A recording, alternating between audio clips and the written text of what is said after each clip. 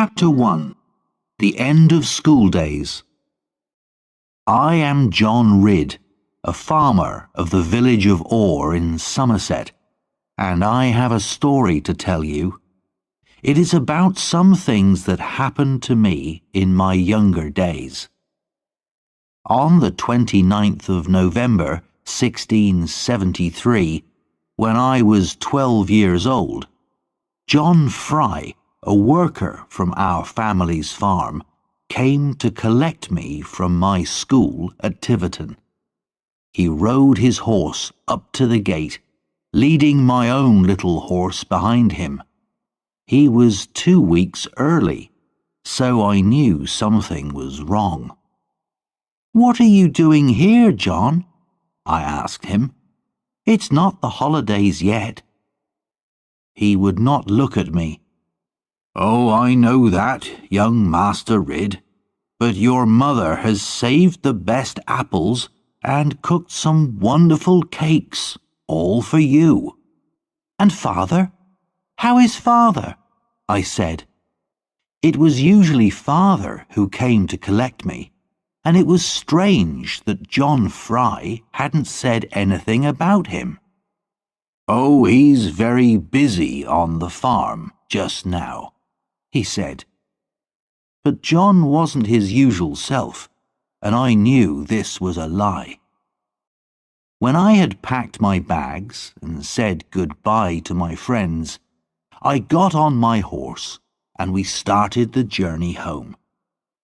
It was a long journey from Tiverton to Orr, and in places the road was very bad.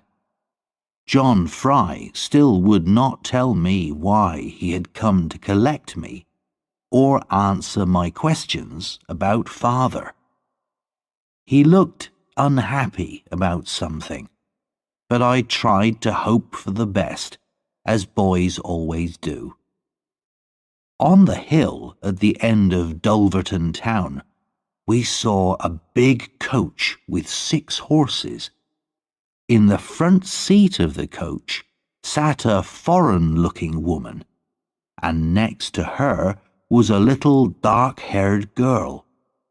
I could see from the girl's soft skin that she was from a rich family, and I felt too shy to look at her more than once. She didn't look at me at all. Opposite them sat a very beautiful lady in fashionable clothes, and next to her was a little boy who was about 2 or 3 years old. The woman in the front, I thought, must be the servant of the family. I always remembered the family afterwards, because I had never seen people who were so grand and so rich. After Dulverton, the road got worse and worse, and soon we came into a very dangerous part of the country. This was Exmoor, a place of high, wild hills and deep valleys, and on Exmoor lived a family of robbers called the Doones. Everyone was afraid of them. They had robbed and murdered on Exmoor for many years and had grown very strong. Now it was getting dark, and a fog was coming down. It was just the kind of night when the Doones would be out, and we were coming near to the path that they always used. I wanted to ride fast and cross the Doone path as quickly as possible, but John Fry knew better. "Go slowly and quietly," he said, "if you want to see your home again." But when we came to the valley where the Doone path was, we heard the sound of horses. "Hide!" said John, and we rode our horses off the path and hid. But I wanted to look at the Doones, and went up onto a hill above the path. From there I saw a frightening sight. Below me, moving quietly, were 30 horsemen. They were heavy, strong men, like all the Doones, and they were dressed for battle, carrying guns. Tied to their horses were all the things they had stolen. Some had sheep or other animals, but one man had a child across his horse, a little girl. She had on a very expensive dress, and I thought it was probably for this that the Doones had stolen her. I could not see whether she was alive or dead, but the sight of that child made me sad and angry. When we got home to the farm, my father did not come out to meet us, not even when the dogs ran up and made a lot of noise. Perhaps he has visitors, I thought, and is too busy to come out. But really, I knew this was not true. I went away and hid. I didn't want anyone to tell me anything.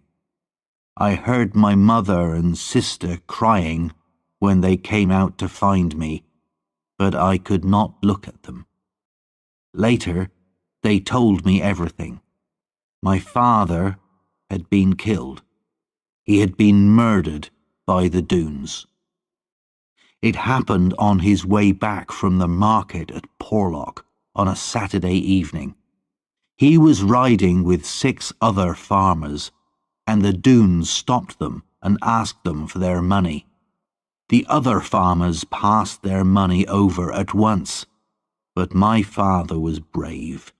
He rode at them, waving his long stick above his head.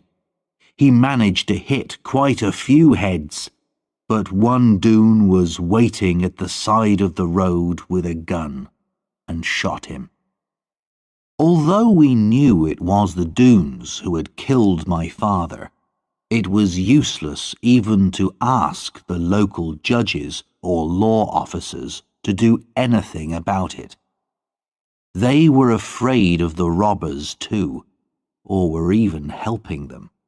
The Doones did almost anything they wanted on Exmoor. They were not local people. They came from the north of England, where their leader, Sir Ensor Doone, had been a rich man with a lot of land. But he argued with his cousin, the Earl of Lorne, who had even more land, and because of the trouble he caused, the king took away nearly everything that Sir Ensor owned. A proud, angry man, Sir Ensor refused to make peace with his cousin, and without his land and farms, he became very poor.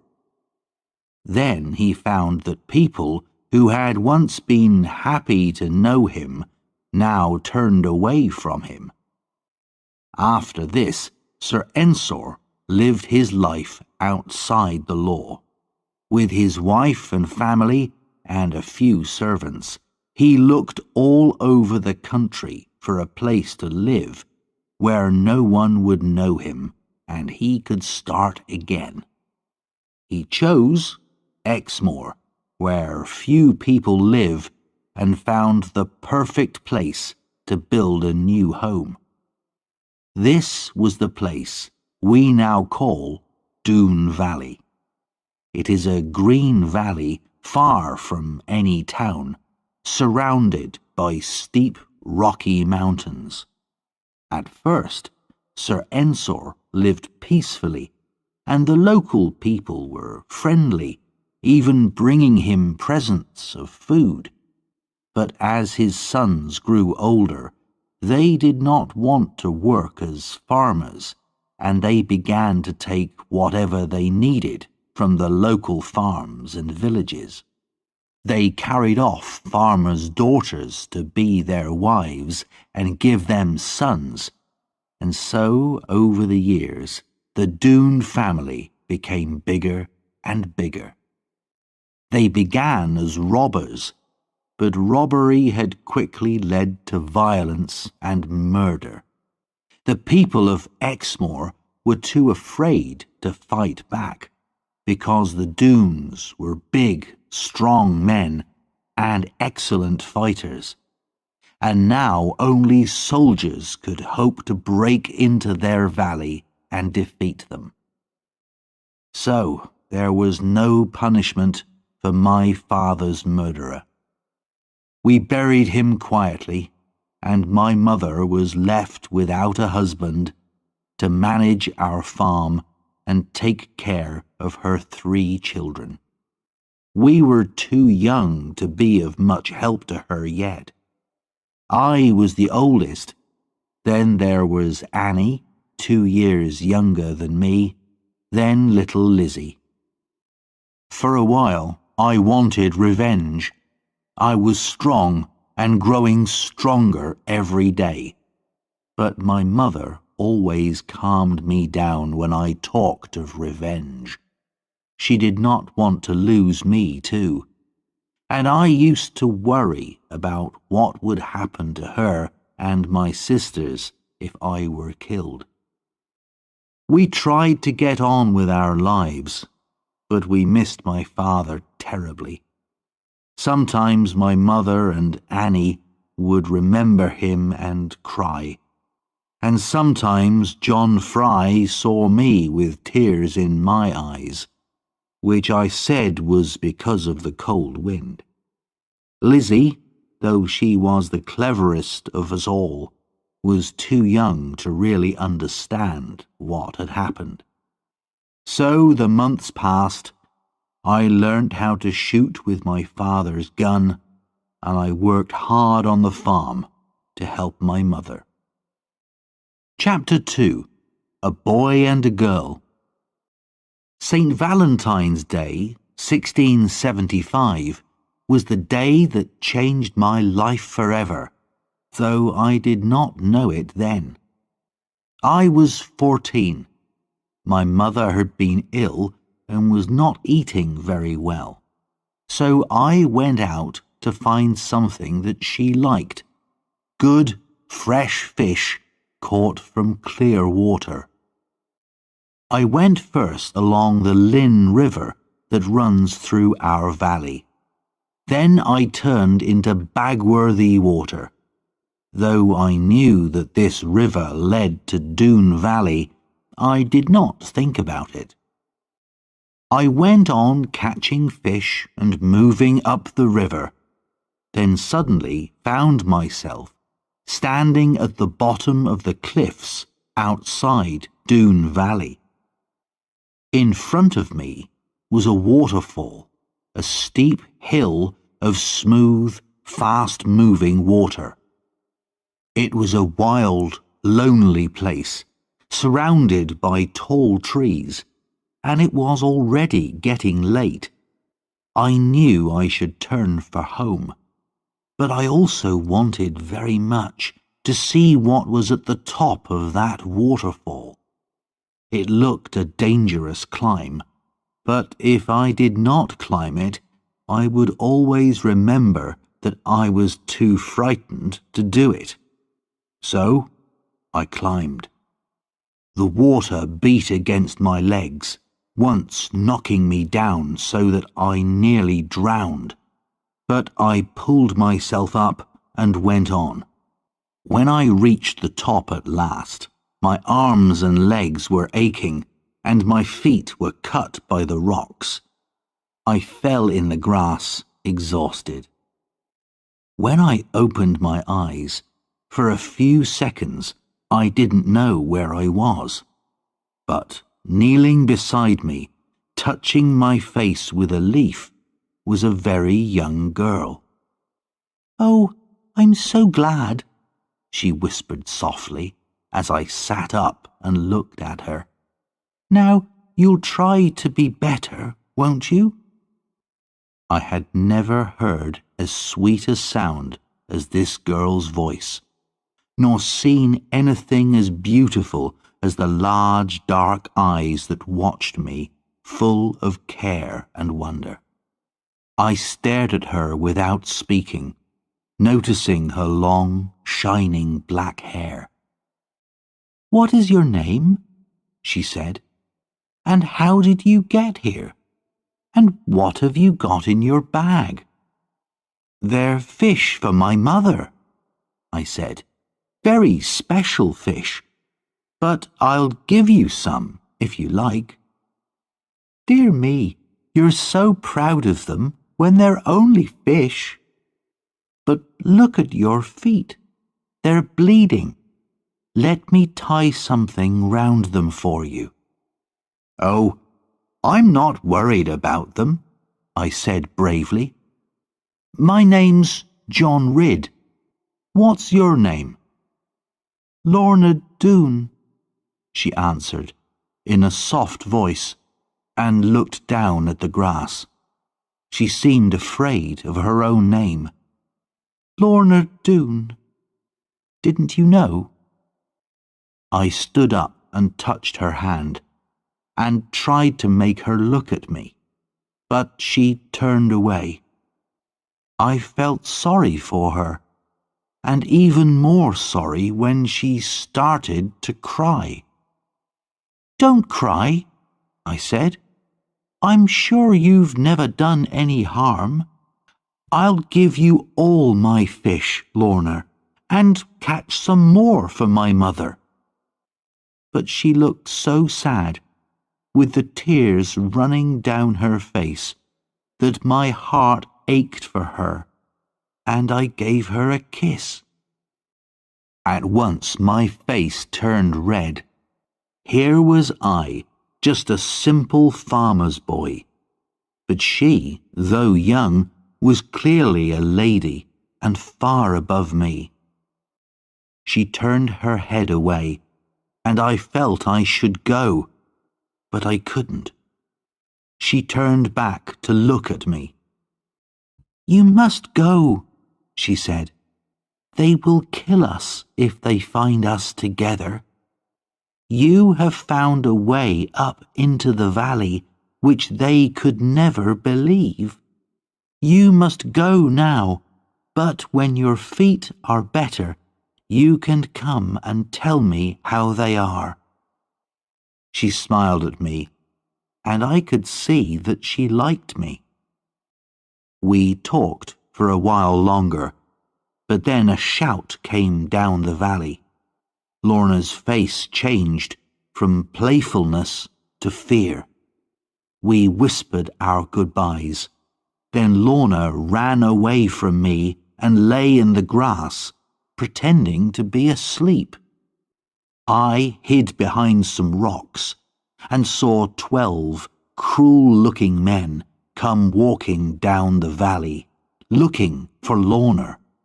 One of them, the biggest of them all, a man with a long black beard, found her. "Here she is," he said. "Here's our little queen." He picked her up and kissed her so hard that I heard him. Then he put her on his shoulders and carried her away. But as she went up the valley on the back of this frightening man, Lorna turned and secretly held up her hand to me. Now I had to find a way out of the valley and get home. I almost broke my neck several times climbing down the mountain, and I did not get home until long after dark. My mother was angry with me, but I would not say where I had been. After my adventure, I thought a lot about the strange little girl I had met in Doone Valley, but I never really imagined I would go back to the valley again. So after a while, I thought less about her and got on with my work on the farm. Chapter 3. Back to Doone Valley. The months and the years went by, and I grew very tall and strong, as my father had been.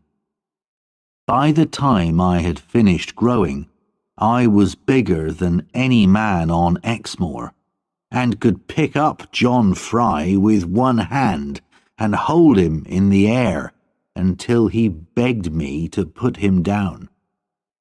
My sister Annie grew more and more beautiful every year, with her wide blue eyes and soft brown hair. She was so kind and so gentle that everyone loved to be with her, and it is easy to understand why my mother's cousin, Tom Faggus, fell in love with her. Tom Faggus was someone that our family was both proud and ashamed of. For a time, he was one of the most famous robbers in England, and people still tell the stories of his adventures all over the country. He had been an honest farmer once, but a rich man had used the law to steal his farm, and after that Tom took his revenge on all rich men he met on the roads. Perhaps that was why he was so popular with the people, as he stole only from the rich, gave generously to the poor and the sick, and never hurt anyone in his life. While I was still a boy, he came to our farm one day, asking my mother for food and a bed for the night. At first, my mother told him to go away, fearing that we children would learn bad ways from him. But in the end, she agreed. "You may be a bad man in some ways," she said to him, "but there are far worse than you. So come and sit by the fire and eat whatever we can give you." Tom always had a smile and a good word for everybody, and was great fun to be with. All the time he was with us, I saw Annie looking at him very kindly, and over the years we had many more visits from him. As for Lizzie, I never thought anyone would fall in love with her. She was small and thin, and perhaps a little too clever. You never knew what she was going to say next. But I should not talk in this way about my own sister. My mother didn't seem to grow any older, and was still pretty and as good-hearted as ever. She had never forgotten my father, and as the years went by, she still sometimes cried for him. In all this time, if I thought of Lorna Doone at all, it was only as a kind of dream, and the Doone men went on robbing and killing just as they pleased. Then, one Christmas, when I was 21, my Uncle Ben was robbed by the Doones on his way across Exmoor. He had been coming to visit us, and when he didn't arrive, my mother sent me out to look for him. I found him on a high, lonely path, tied onto his horse, with his nose to its tail. He was very angry, and wanted revenge on the Doones. He asked me to show him where they lived, so that he could learn the best way to attack them when the time was right. So, a day or two later, I took him up into the mountains that looked down on the valley. I had not been back this way since I was 14, and on the way I thought of the girl I had met in this valley, of her lovely dark eyes, her sweet smile, her sadness, and her loneliness. At the top of a steep cliff, we looked down into the long green Doone valley. At either end was a narrow gap in the mountain walls. At the further end was the waterfall which I had climbed 7 years before, and at the other was what we called the Doone Gate. This was 2 rocky cliffs facing each other, with only a narrow path between them. It was like the gate of a castle, and it seemed impossible to break into the valley. But Uncle Ben saw a way. "Do you see how you could attack them?" he said. "If you put big guns along the cliffs on both sides and fired down into the valley, you could defeat the Dunes in half an hour." But I was not listening to him. I was looking across to the waterfall end of the valley, and a little figure in white walking there, someone who walked with a very light step. My heart began to beat more quickly, and the blood came to my face. In 7 years, I had half forgotten her, and she would never remember me, I thought. But at that moment, once and for all, I saw my future in front of me, Lorna Doone. On the way home, I was quiet, and Uncle Ben asked me many times what was wrong with me, but I could not tell him. The truth was, I had decided to go back into Doone Valley. I waited until St. Valentine's Day, the exact day when I had first entered the valley. Again, I followed the river, and again I climbed the waterfall.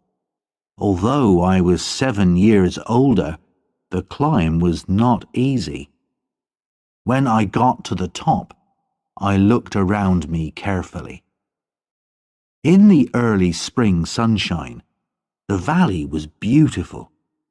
As I looked at the stream and the fields of grass on either side of it, I forgot about any dangers. And then I heard someone singing in a beautiful voice. At first, I hid behind a rock, but when I looked out, I saw the lovely sight of Lorna Doone coming towards me, along by the side of the stream. Her beauty frightened me. How could I, only a farmer, talk to her?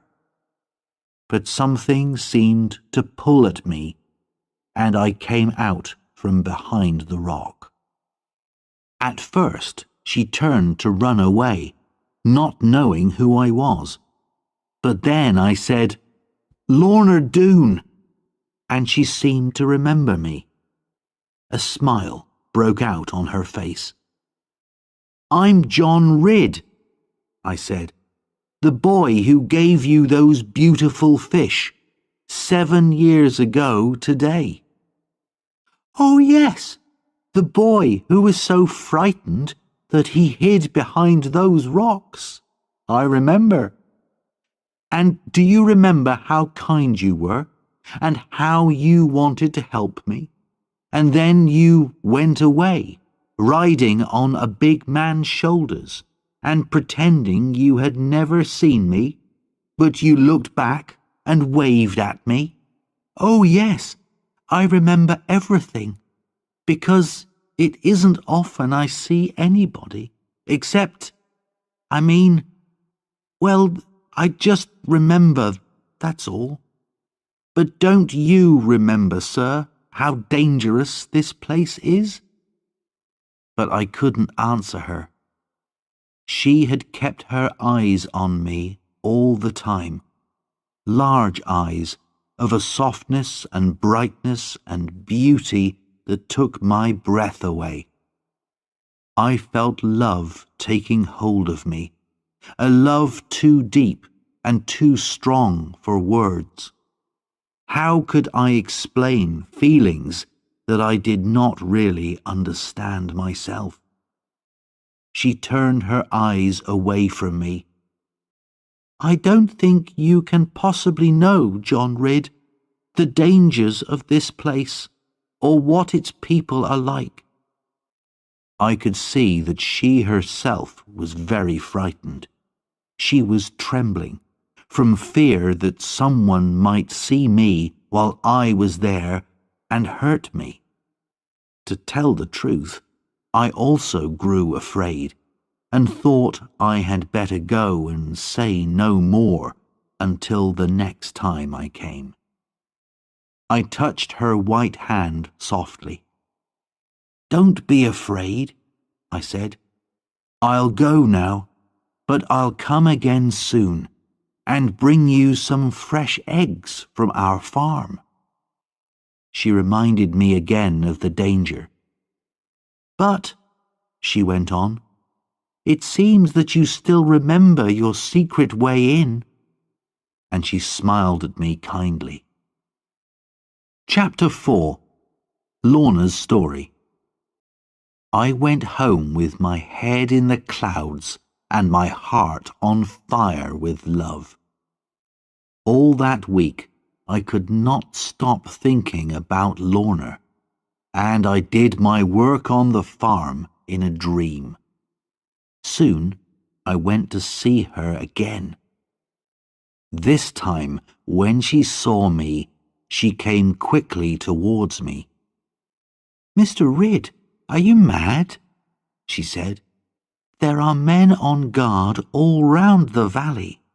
We must hide at once." She took my hand and led me to her secret place, which was a kind of room hidden in the rock of the mountain. It was a green, peaceful place, open to the sky above, but the only way into it was through a narrow entrance in a cave. I gave her the eggs I had brought her as a present, and at this she began to cry. "What have I done?" I asked. "It's nothing you've done," she said. "It's just a sadness that I feel when I see anything from the world outside. And you've been very kind, and I'm not used to kindness." I wanted to put my arms around her and kiss her, but I knew this would be wrong. So I sat and listened, and I think this made her like me more, because she began to tell me her life story. She told me everything except what her feelings were towards John Ridd. "Only 2 people ever listened to me or try to help me," she began. "One is my grandfather, Sir Ensor Doone, and the other is my uncle, a clever man whom they call the Counsellor. My grandfather is a very old and very hard man, except with me. He seems to know what is right and wrong, but not to want to think about it. And the Counsellor smiles a lot and talks about what is right and good, but he never does a good thing himself. My Aunt Sabina used to take care of me, and she taught me very carefully. She was a good person, honest and kind, and when she died, it was like losing a mother. Now there is only one woman I can talk to, Gwenny, my servant. She is my closest friend. I don't remember my father, but they say he was the eldest son of Sir Ensor Doone, and the bravest and best of them all. They say, because of that I am their queen. I dream of a world outside this one, Mr. Ridd, a world of peace. This valley is green and beautiful, but all around me is violence and robbery and stupid behaviour. I can't come down to their level. I can't forget myself and live like them. And strange questions come to me that they can never answer. When I try to think about the past, about my early childhood, I can't remember anything I want to know what I am and why I am in this place. I suppose you think that's strange. Perhaps people who are happy and at peace don't need to ask questions like those. Here, Lorna began to cry again. I could think of nothing to say, but I dried her eyes for her. Mr. Ridd, I am ashamed and angry at myself for talking so much like this. But you, who have a mother who loves you, and sisters, and a quiet home, can't tell how lonely it is to live as I do. I have this secret place to come to because I begged them for it. Only grandfather and the councillor come here, and sometimes Carver, the councillor's son. No one in the valley is as strong or brave as him, but he is not like his father. He is rough and violent, always quick to be angry, and will listen to no opinion except his own. There is talk of him wanting to marry me, but I would rather die than marry Carver Doone. Now you see how unhappy I am here. I would escape and go anywhere, but I know it would hurt my grandfather. This was too much for Lorna, and she couldn't tell me any more. She broke down and cried.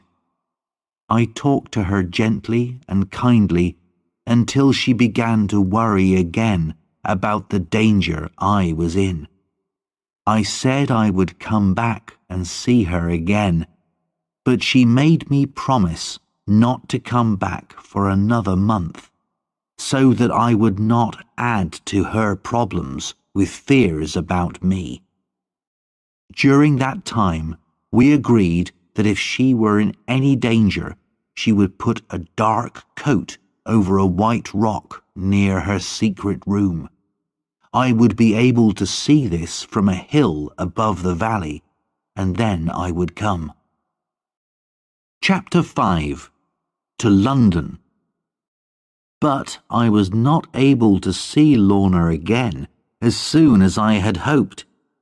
Before the month had passed, I was called away from home in a very strange and unexpected way. One afternoon, as I was outside the house feeding the horses, a stranger rode up to our gate and shouted at me. He was a tough-looking, hard-faced man about 40 years old, with small, quick eyes, and he was dressed very differently from the way we dress in Exmoor. He said he was looking for Plover's Barrows Farm and a man called John Ridd. When I told him he had found them both, he introduced himself as Jeremy Stickles, a servant of the king, and he gave me a letter. I looked at him in alarm, but he said there was nothing in the letter to worry me. At the top of the letter, my name was written in large letters. I read, "To John Ridd. This letter is to order you to appear before the King's judges in London and tell them anything you know about some matters which may be harmful to the King and the country." Jeremy Stickles seemed very pleased by my fear and surprise at the letter, but he said again that no one was going to hurt me. All I had to do was tell the truth. When my mother read the letter, she became very worried and began to cry. She wondered how the king had heard of me and what he wanted to do with me. But Mr. Stickles, who wasn't really as hard as he seemed, explained everything carefully to her. He told her that the king only knew of me because the stories of my great size and strength had reached even London. He had heard I was a good man and thought I could help him, that was all. This made my mother feel better, but I was very unhappy. I was thinking of Lorna. How could I tell her I was going away? I had promised not to go back to the valley for a month, and that was still a few days away. But how terrible it would be if she came to look for me at the end of the month and I was not there.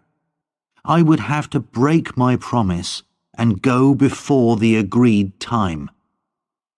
Mr. Stickles was happy to stay at the farm for 1 or 2 days to try our good Exmoor food, so I used the time to look for Lorna. But I saw nothing of her in the valley, and no signal that she needed me. There was nothing else I could do. Mr. Stickles wanted to go, and I had to leave for London without seeing her. A journey to London was both long and dangerous in those days because of all the robbers on the roads. As I said goodbye to my mother and sisters and took my last look at the farmhouse, I felt very miserable. But Jeremy Stickles was a good companion. As we rode, he told me many amusing stories of London life, and we became the best of friends. I did not like London. It was a crowded, dirty place, not at all like Exmoor, and, even worse, I had to wait more than 2 months before the king's judges were ready to see me. There was a lot of trouble in London at that time, with arguments between the king and the city of London. Nobody had time to talk to John Ridd, but I was not allowed to leave and go home. At last, I was called to see Judge Jeffreys. Jeremy Stickles had told me about Judge Jeffreys. He was the king's chief judge, and there were terrible stories about him. He became very angry if anyone argued with him, and he had sent many of the king's enemies to their deaths. In the room I walked into, there were 3 men sitting on high seats, and they were dressed in very rich clothes. In front of each of them was a desk with pen and paper. The man in the middle seemed to be the most important. He was a big, heavy man with a square chin and a kind of fire in his eyes. He was a man that almost anyone would be afraid of. This was certainly Judge Jeffreys. He gave me a terrible stare and asked me who I was and where I came from. When I had told him, he said, "Well done, John Ridd. You have answered me without fear. I remember this matter now. I will ask you some questions." He looked at me more closely. "In Exmoor," he said, "there is a family of robbers. Is that true?" I told him it was. "And why isn't your local judge doing anything about them?"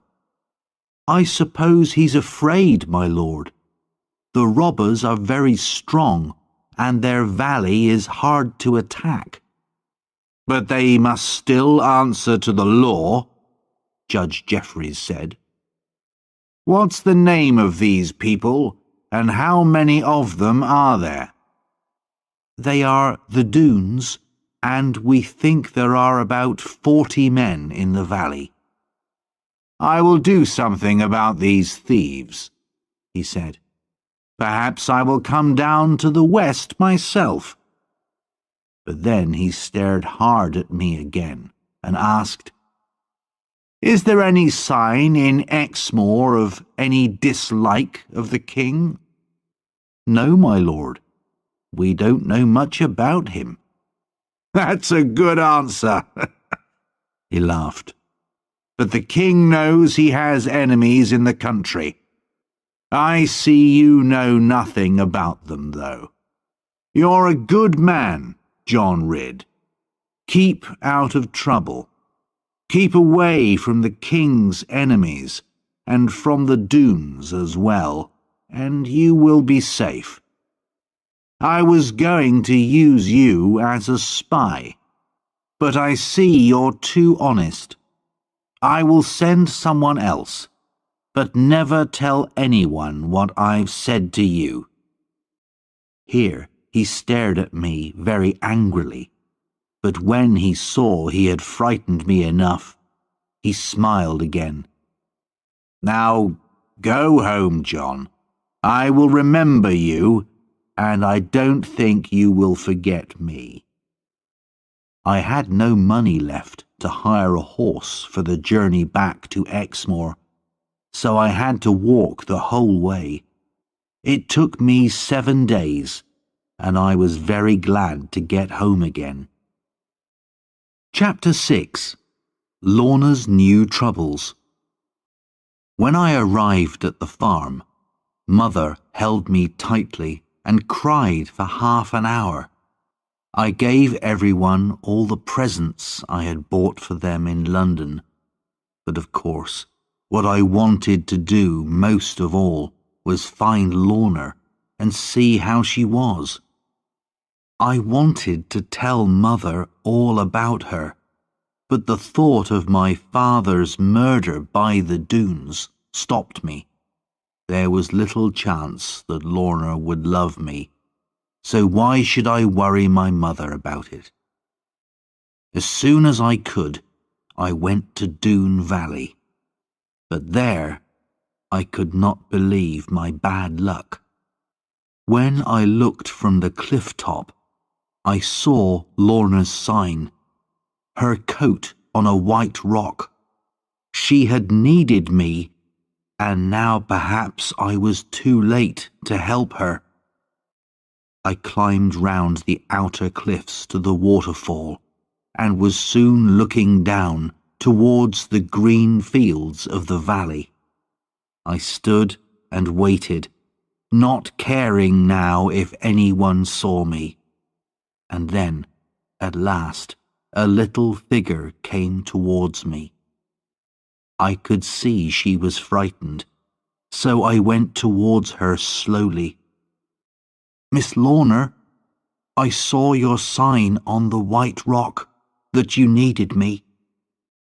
Oh yes, but that was a long time ago. 2 months or more, sir. And she looked away. She looked so sad that I thought everything was over between us, and tried to turn away and go. But when she saw that I was hurt and ashamed, she ran towards me and took my hands. "Oh, John, I'm sorry. I didn't mean to hurt you," she said. How happy I was to hear her call me John. Then she led me away to her secret room, through the cave in the mountain. Since it was partly open to the sky, plants and flowers were able to grow there, and now, in the late summer, it was beautiful. She could not look at me at first, but when she did, I could see that she had been crying. "My grandfather is not well," she said, "and now Carver Doon and his evil father, the councillor, have more control over the dunes. They want me to marry Carver. Not immediately, I am only 17, but they want me to give my promise in front of my grandfather that I will marry Carver. They say it's for the peace of the dunes. That's why I left the signal out for you, Mr. Ridd. They wanted to force me, but my grandfather would not let them. They won't do it, at least while grandfather is alive. But they're watching me and following me, and I can't go where I want any more. Gwenny is helping me. If she wasn't, I couldn't even be here talking to you. But perhaps even you don't care about me anymore. Her eyes filled with tears, and I quickly explained about my journey to London. I told her how much I had missed her, and how I had worried about her all this time. Then I showed her the present I had brought her from London, a ring with blue and white stones. At first, she cried even more, and then came and sat so close to me that I began to tremble. Then I picked up her hand, and while I was pretending to look at its beauty and softness, put the ring on her finger. "Oh, Mr. Ridd," she said, her face going red. "I thought you were much too honest and simple ever to do something like this. No wonder you are good at catching fish. But no, John, you have not caught me yet, not completely, though I like you very much. And if you will only keep away, out of danger, I will like you even more." With tears still in her eyes, which seemed to come partly from wanting to love me as much as I loved her, she kissed my head.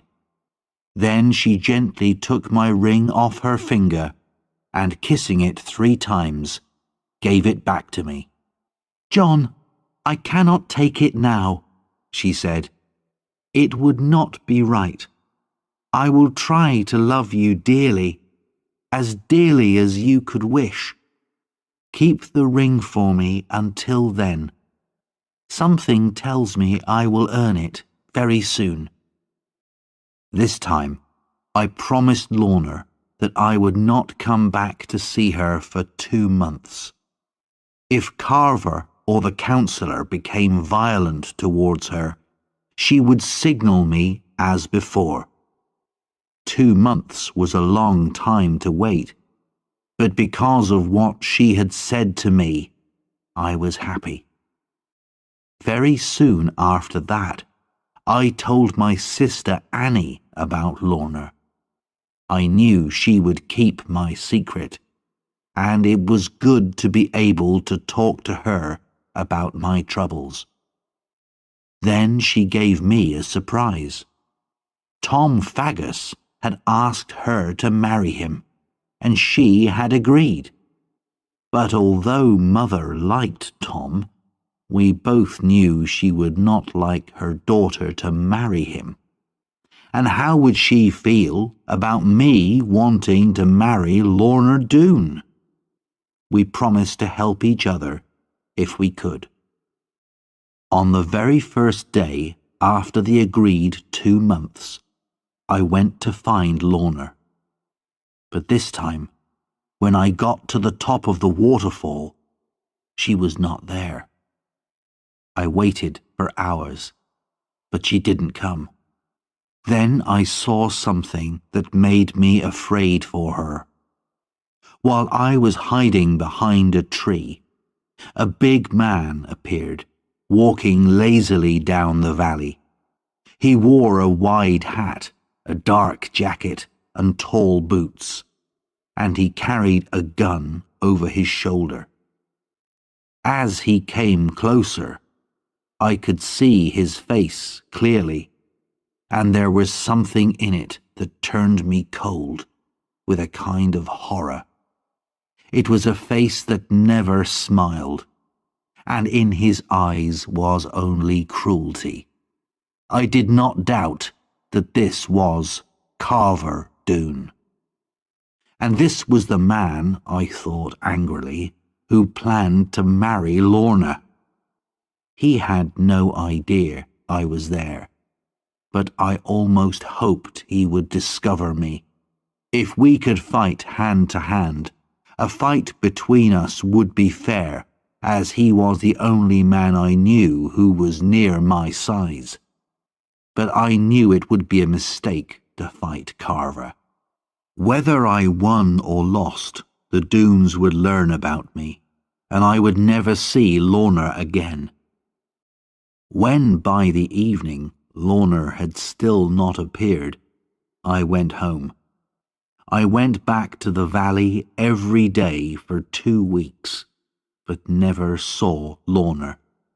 I saw Carver Doone again, though, walking with his gun round the top of the valley, and that worried me. I was sure that Lorna was in danger. I would go into Doone Valley and find her. This time, I decided to go by the Doone Gate. It was a dangerous route, but I knew it would be useful to know how the Doones defended the main entrance to their valley.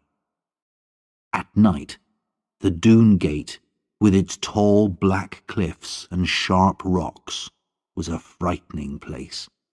There were no guards outside, and very quietly and carefully I entered the narrow, dark path between the cliffs.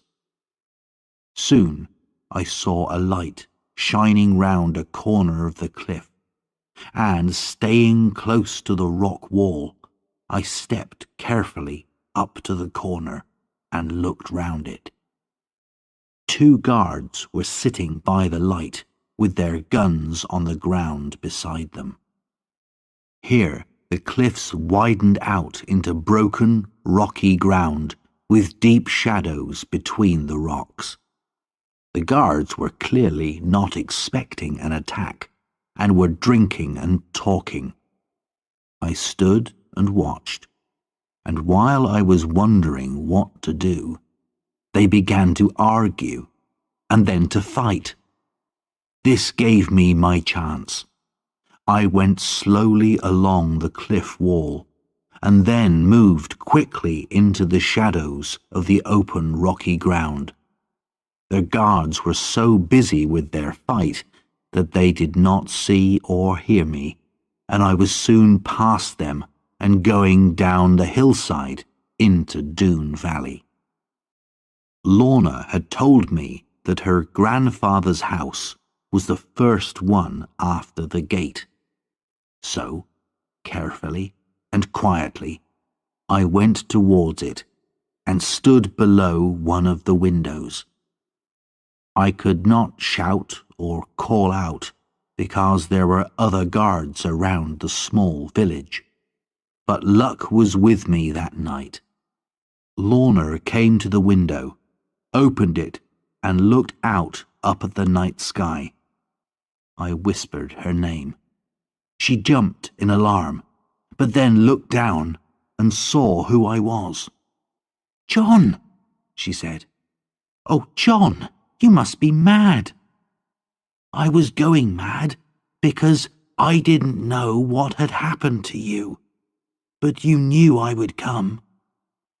"I hoped you would, but do you see, they have put these bars across my window." She put her hand out through them, and I took it and kissed it, and then held both her hands in mine. "Oh, John, you'll make me cry," she said, though I could see she had already been crying. "We can never be together. Why should I make you unhappy? Try to forget me." "Never," I said. "If we want to belong to one another, Lorna, no one can stop us. Only God, if he wishes it. Now, tell me, why have you been kept in prison here?" "My grandfather is very ill now. I am afraid he won't live long."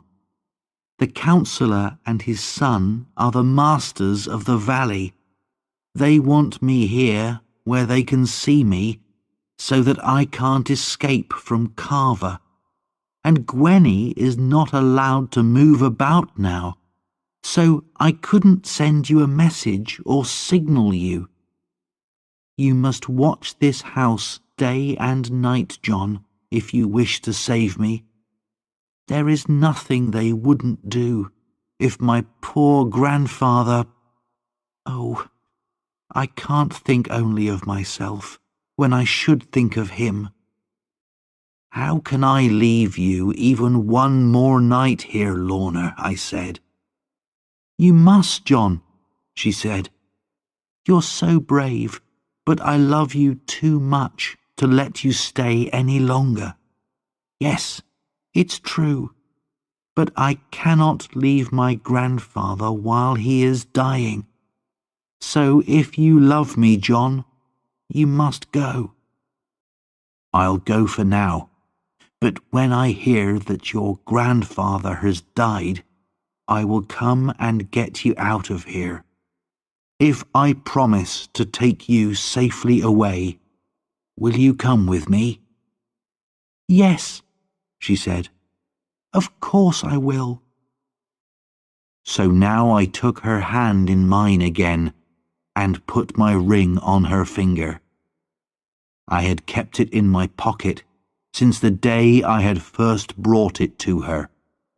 This time she kept it, though she cried and held my hand tightly.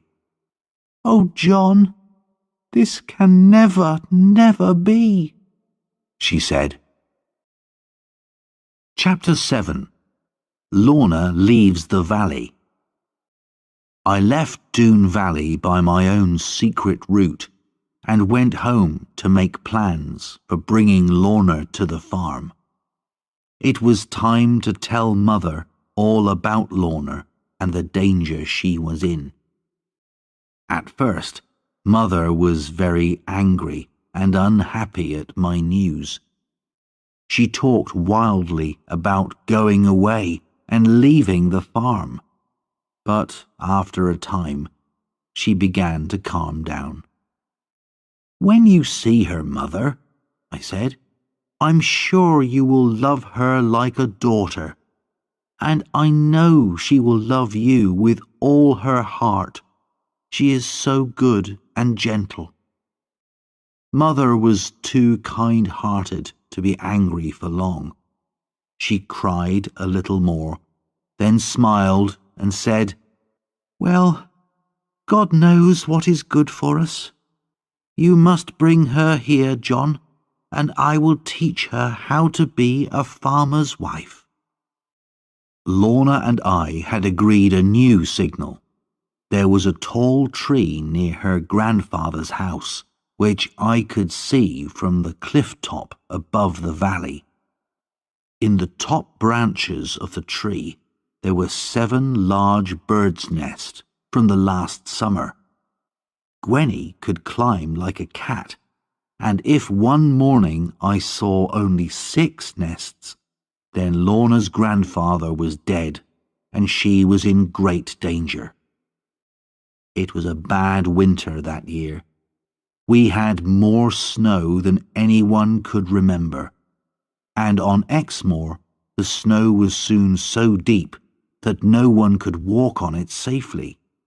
I had to find a way to cross this, but I had an idea. Lizzie had once shown me a book about the icy countries of the far north, where people wore snowshoes. The book had pictures of these wide, flat shoes which stopped travellers' feet going down through the snow.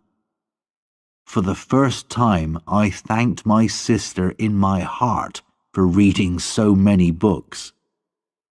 I found some wood and animal skins, and soon I had made some snowshoes, like the ones in Lizzie's book. We had a sled on the farm, which we used when the ground was covered in ice. A horse could not pull it in this weather, But with my snowshoes, I could. I could use it to carry Lorna and her servant. Some days later, I saw only 6 birds' nests in the tree, and that evening I tied myself to the sled and left for Doon Valley. I took the sled to the waterfall, which was now a fall of ice, and tied it up there. Then I continued on foot, going around the south side of the valley towards the Doon Gate. But when I looked down, I saw there was a quicker way to reach Lorna. The sides of the valley, like everything else, were covered in deep snow, and here the snow was smooth and icy. I looked around to check that there were no dunes in sight, then sat down on the icy snow and pushed myself off. In seconds, I had slid all the way down the mountainside and landed in a hill of soft snow at the bottom. At Sir Ensor's house, I whispered Lorna's name below the window as before. This time, Gwenny let me in when she was sure who I was. But inside, I saw a terrible sight. Gwenny looked almost mad with hunger, and Lorna lay back on a chair as white as the valley all around us. "Good God!" I said, and ran to her. I took her in my arms, but she was so weak that she could not speak at first. "We've been kept in here for days without food," said Gwenny, "and they were going to keep us here until Lorna agreed to marry Carver." "We must leave at once," I said. "Will you come with me, Lorna? I promise to take you safely through the snow." Lorna gave me her lovely smile. "Of course I will, dear," she whispered. "Of course I will." "And you too, of course, Gwenny," I said. "Be quick now, and help me to get your mistress ready." From outside, I had heard the sounds of singing. There were usually guards around the house, Gwenny told me, but tonight the Doones were drinking and dancing to welcome Carver as their new leader. This would give us our chance. With all this happening, the robbers would never notice us leaving. We were soon ready. I picked up my beautiful Lorna and carried her through the snow and the darkness to the other end of the valley. Gwenny was able to follow us, putting her feet in the places where my snowshoes had been. I made Lorna comfortable in the sled, with her little servant beside her, and I told her to hold on to Lorna tightly. The waterfall was now a path of ice, very steep and dangerous, but I was able to take the sled down it, using my stick and all my strength to stop it going too fast on the ice. When we were down the waterfall, I tied myself to the sled and began to pull. It was hard work for me, but the best work I had ever done in my life. There was no time to lose with Lorna so weak from hunger and cold, so I pulled fast, and an hour later we were home. My mother and sisters came to the door and helped me to carry Lorna in. We put her in a chair by the fire and gave her some soup. Then she slept while I watched over her. After a time, she began to wake up. She put her trembling hands into mine and looked at me with so much love in her eyes that I could not find the words to speak to her. We sat like this for several minutes, and then we heard a little sound behind us. It was Mother, crying with happiness to see us so loving. At this, Lorna got up and went to her. She knelt beside Mother's chair and looked up into her face. Mother put her hand on Lorna's hair. "My sweet child," she said softly. A few days later, when Lorna and I were sitting together by the fire, she said to me, "John, you gave me a beautiful ring, and now I want to give you something. It is only a very poor old thing, but it's all I have. My grandfather gave it to me before he died. I hope you will take it." Then she put on my finger the strangest ring I had ever seen. It was very old, and there was a picture on it.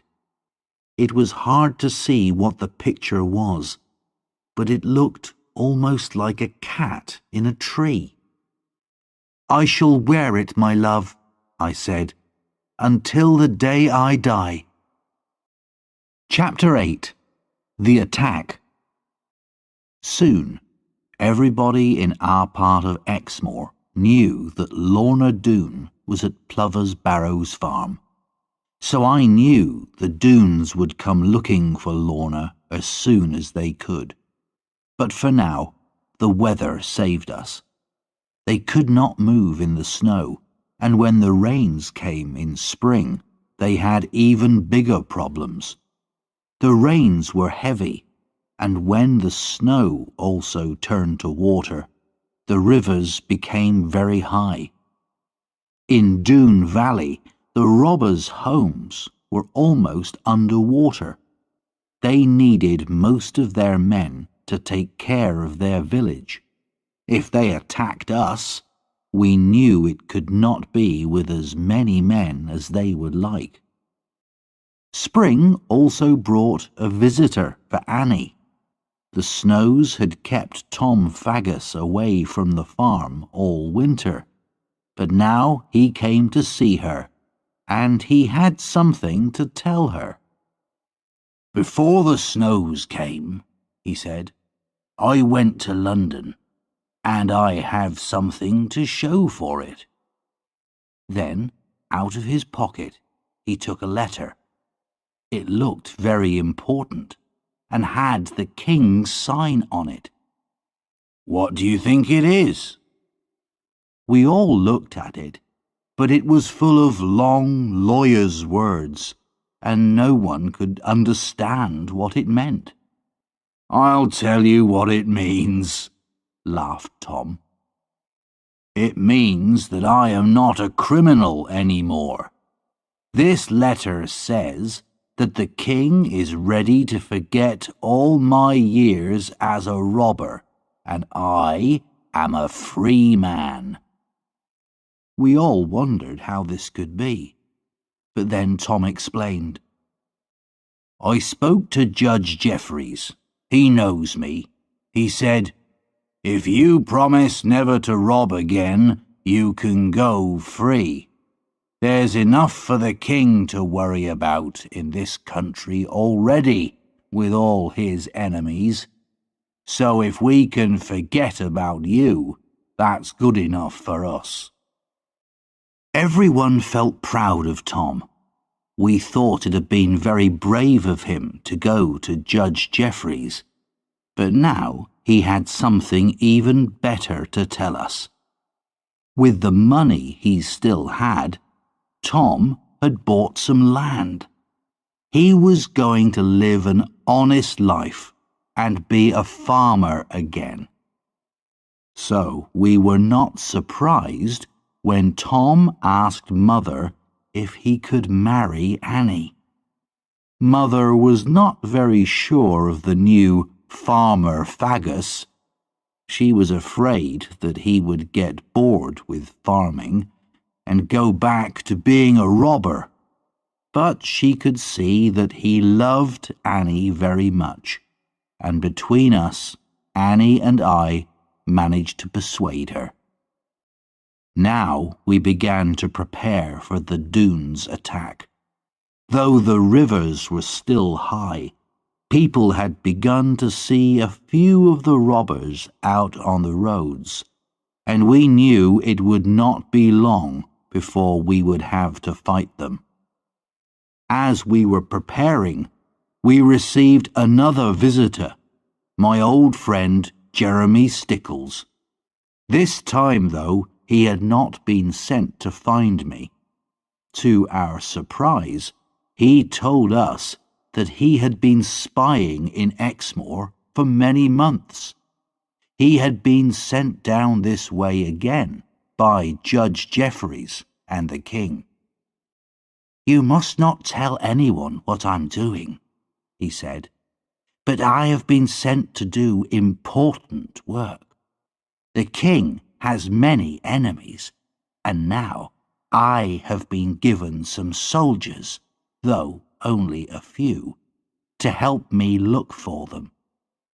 But I have to ask you, can my soldiers and I stay here for a while?"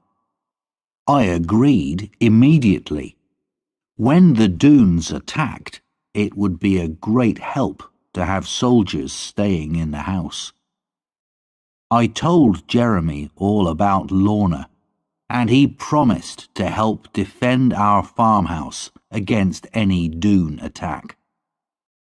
The next day, Stickles came with his men. There were only 6 of them, but even to have these was a help. All we could do now was wait and be ready each night for an attack. One day, I came home late from the fields and found all the women trembling with fear. Lorna had seen Carver Doone. She had gone out in the evening to look at some flowers by our stream. There were thick bushes on the other side, and when Lorna looked up, she saw 2 cruel black eyes staring at her. She was too frightened to move. Carver could not cross the stream because the water was too high, but he lifted his gun and fired at the ground by Lorna's feet. "Unless you come back tomorrow," he said, "and tell me how to destroy that farmer Ridd, who will soon be a dead man because of you, this will be the place of your death." Lorna told us this, trembling. We knew that Carver would not wait until tomorrow, and we got ready for an attack that night. When the Dunes attacked a farm, they always started fires in the hayricks first, to frighten everyone and show what they could do. So, when darkness came, I went with my best gun and a heavy stick to one of the hayricks and waited beside it. I had made sure that Lorna stayed in the house, but little Gwenny climbed a tree near the river. From there, she could see up the river to the only place where it was possible to cross. Soon the moon came up, and before very long, Gwenny came running towards me. "10 of them, coming across the river," she said. "They'll be here in a minute." "Go into the house and tell Mr. Stickles and his men. I'll stay here and watch," I said. The robbers broke down our gate and rode towards the house. I could see the soldiers hiding in the shadows, waiting for the order to fire. But the Dunes then turned towards the hayricks. "Kill every man and every child, and burn the farm," came the deep voice of Carver Doone. "Start over there." He was pointing to the hayrick where I was, though he could not see me. "But remember, Lorna is mine, and I will kill any man who touches her." As Carver spoke, I pointed my gun at him. But, will you believe me? I didn't shoot. I had never killed a man, nor even badly hurt one. I did not think it was an easy thing to do. Now, I can say that I wish I had killed him. But I put my gun down and picked up my stick, a more honest weapon than a gun, I thought. 2 young Doones came towards me with burning sticks. The first put his stick to the hayrick I was standing near, and it started to burn. I hit him on the arm and heard his bone break as he fell over with a shout of pain. The other man ran to see what had happened, and I took his fire stick and broke it. Then he jumped at me, but I caught him, broke his arm, and threw him on top of his friend. I could still see Carver and wanted to jump at him, but I knew he would simply shoot me. While I was thinking about it, there came a loud noise and 6 tongues of flame from near the farmhouse. Stickles had ordered his men to fire at the Doones as they came towards the house. 2 fell, and the others ran back. They had something to think about now. No one had ever fought the Doones as we were doing that night. Now my moment had come. I came out from my place near the burning rick. I knew Carver Doone by his size, even in the shadowy moonlight, and I took hold of him by the beard. "Do you call yourself a man?" I said. For a second, he was too surprised to do anything. No one had ever looked at him the way I did now. He lifted his gun, but I was too quick for him and knocked it out of his hand. "Now, Carver Doone, take warning," I said. "You think you are so much better than everyone else, but you are no more than an evil robber. Lie low in the dirt from which you came." Then I kicked his feet from under him and knocked him down. When they saw that he was down, the other Doones ran, but Carver simply got up and walked away, shouting at me and everyone. We wondered whether to chase the Doones, but Mr. Stickles said it would be too dangerous on the moor in the dark. One thing was certain: the robbers had known defeat that night on our farm, something they had never experienced since the day they came to Exmoor. And they went home without 4 of their men. 2 were dead, shot by the soldiers, and the other 2 were the men whose arms I had broken by the hayricks. We buried the dead men in the fields, and Jeremy Stickles sent the 2 wounded men to the prison in Taunton. Chapter 9. Lorna's True Story. The Doones' attack had been defeated. We knew that they would come again as soon as they could, in larger numbers, but for now, Jeremy Stickles gave me something else to think about. My dearest wish was to marry Lorna as soon as I could, but after Jeremy's story, I began to wonder if it would ever be possible. A few days after our battle with the Doones, Jeremy said he had something to say to me. John, I didn't think the time was right to tell you this before, but now you must hear what I have to say. As you know, I've been riding around Exmoor for many months, looking for information that might be useful to the king. I remembered all that you told me about Lorna, and I think I have discovered something about her. It may not be easy for you to hear, John. Are you ready? I will do my best, I said. So he began his story. 6 or 7 months ago, before the snows began, I stopped at an inn on my way from Dulverton to watch it. The inn was all by itself, right by the sea, and was very quiet.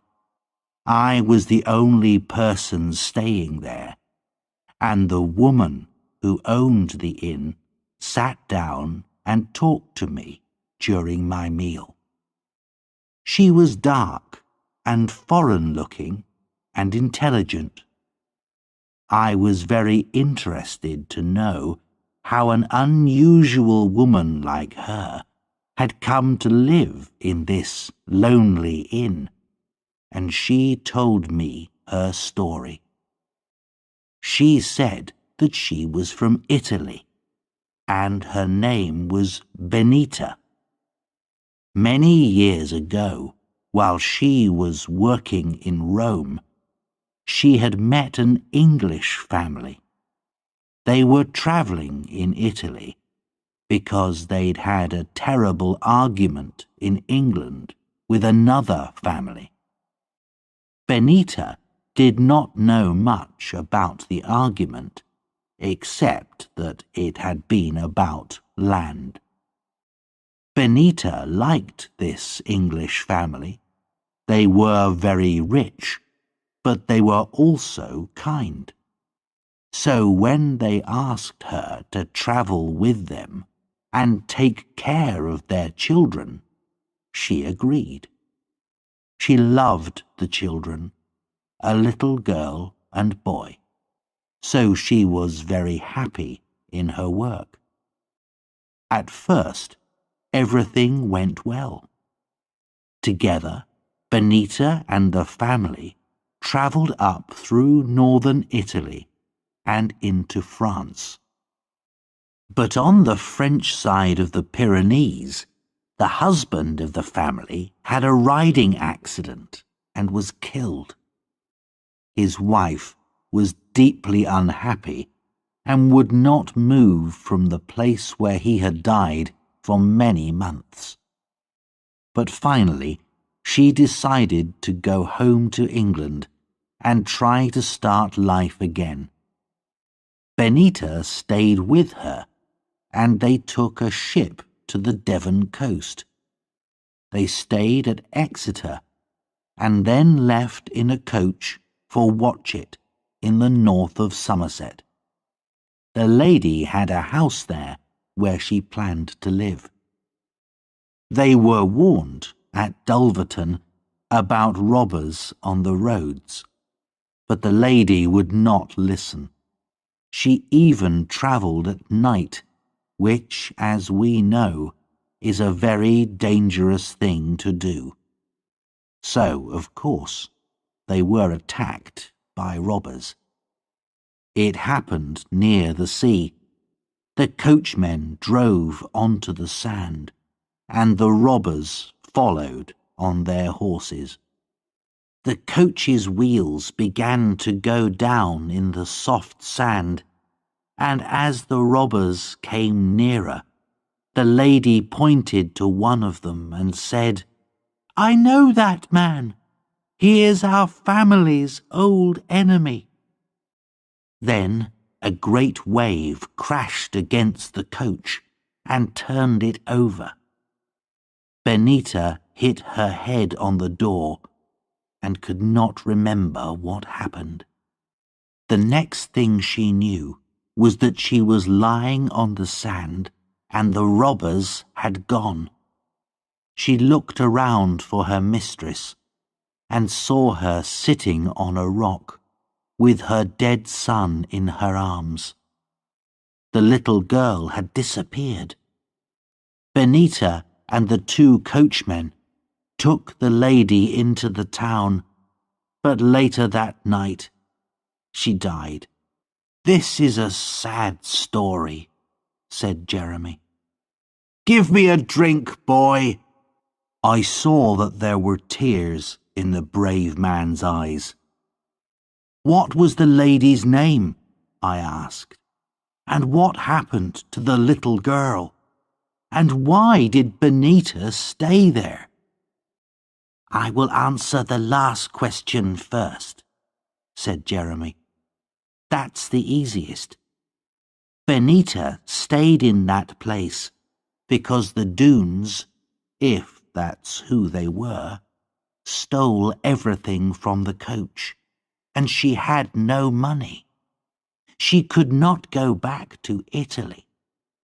She married a man who lived near the place because he was kind and could give her a home. But the little girl, Jeremy, what happened to her?" "John, can't you see it? You are more likely to know than anyone in the world. As certain as I sit here, that little girl is Lorna Doone." The truth was, I had guessed this almost from the beginning of Jeremy's story, but it was almost too painful to believe, and I wanted Jeremy to say it. When he described the coach leaving Dulverton, the picture was very clear to me, because I remembered that coach with the foreign-looking woman, the beautiful lady, the little boy, and the young, dark-haired girl. I had seen them on the day John Fry came to collect me from school, on the day I learnt my father had died. I also remembered the frightening sight I saw later that night, of the Doones riding with the things they had stolen, and the one with a little girl across his horse in front of him. I also remembered my anger.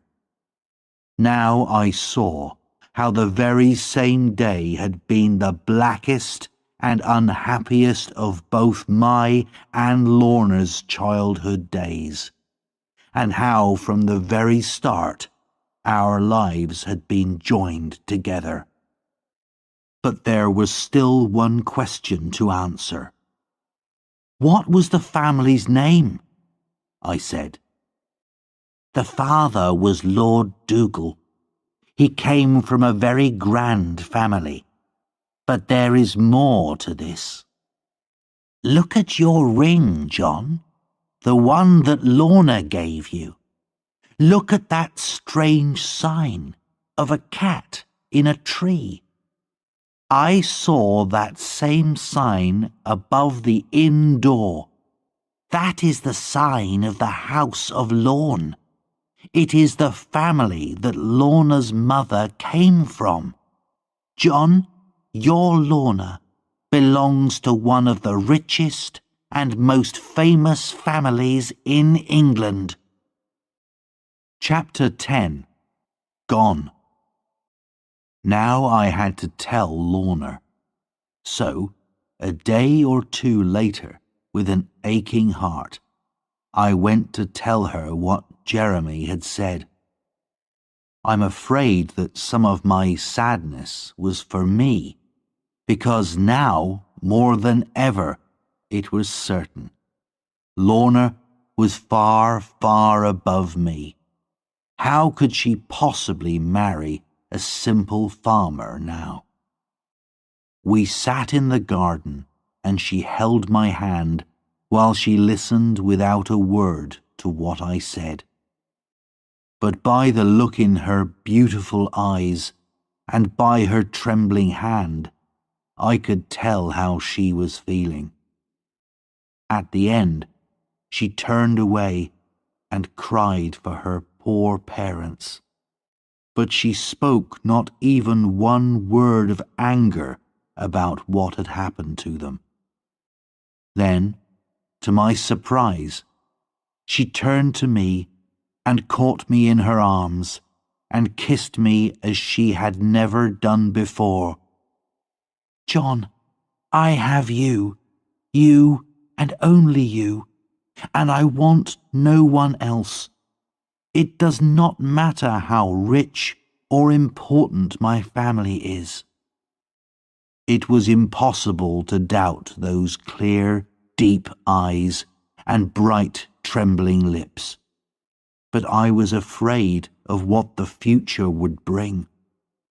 To me, she was Lorna Doone, but to the world, she was Lady Lorna Dougal, young, beautiful and rich, and if the world learnt about her, it would want to take her away from me.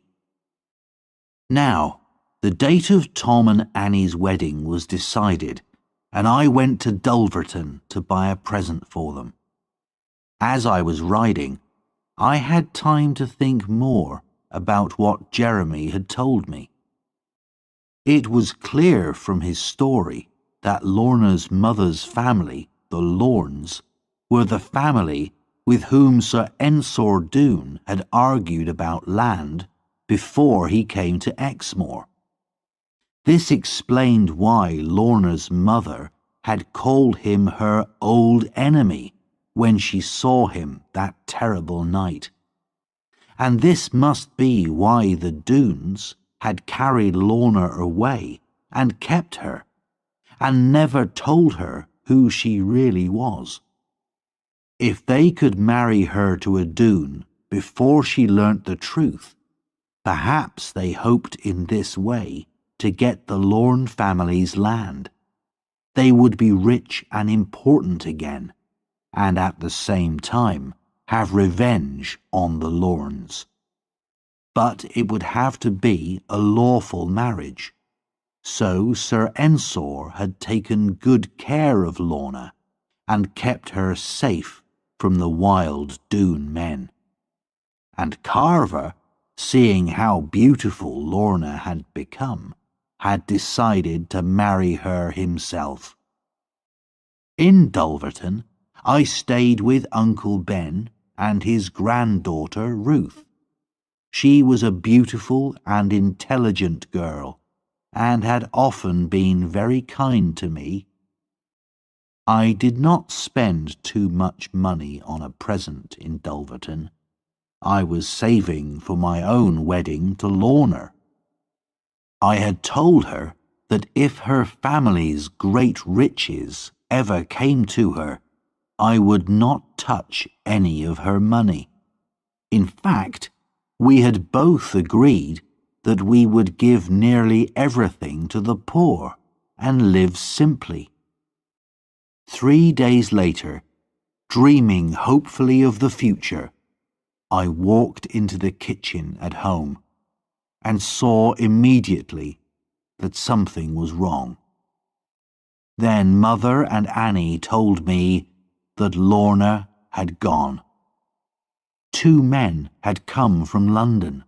They were lawyers and had been sent by the king's judges to take Lorna away.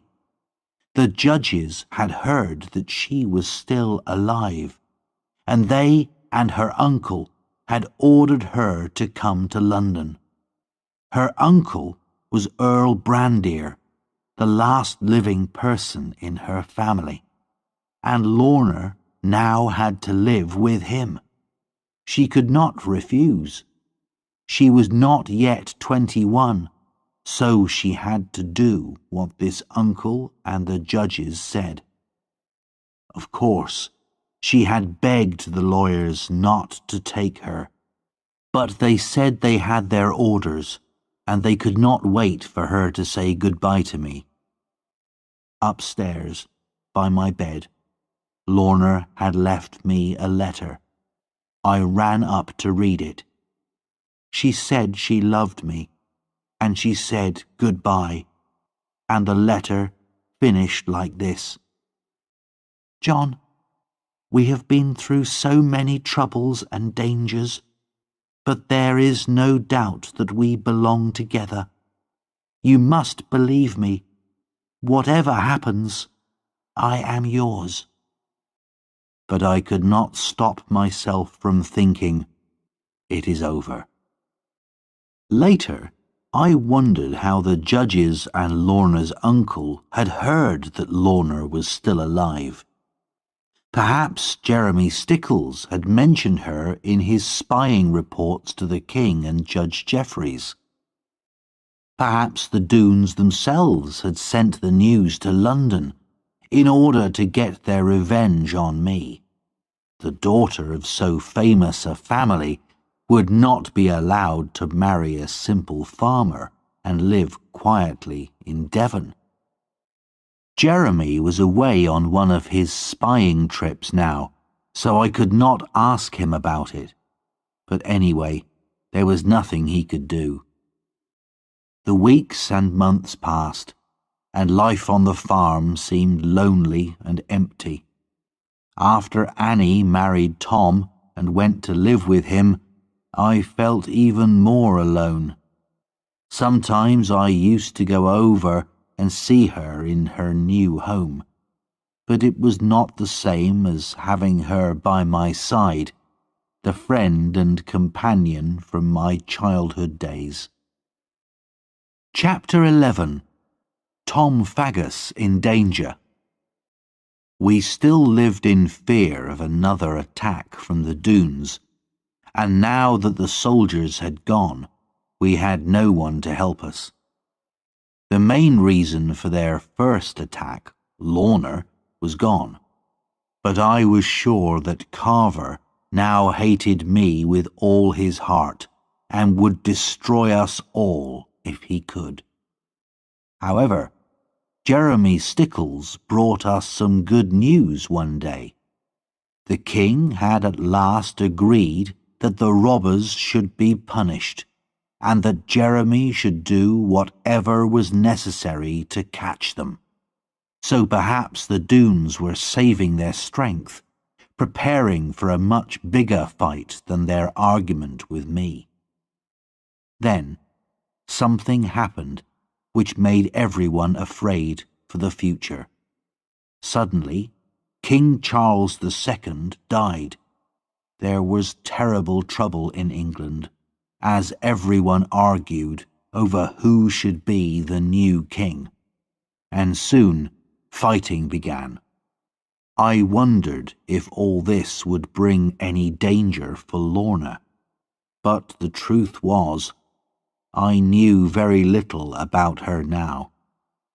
She had not written to me since the day she had left, or even sent a message. I only knew what I had heard from travellers in the town. They said that young Lady Lorna Dougal was much talked about in London as one of the most beautiful women in the city. I became more and more certain that she had forgotten all about John Ridd among the brighter stars of London. In June, the fighting became more serious. There was now a new king, James, the son of Charles II.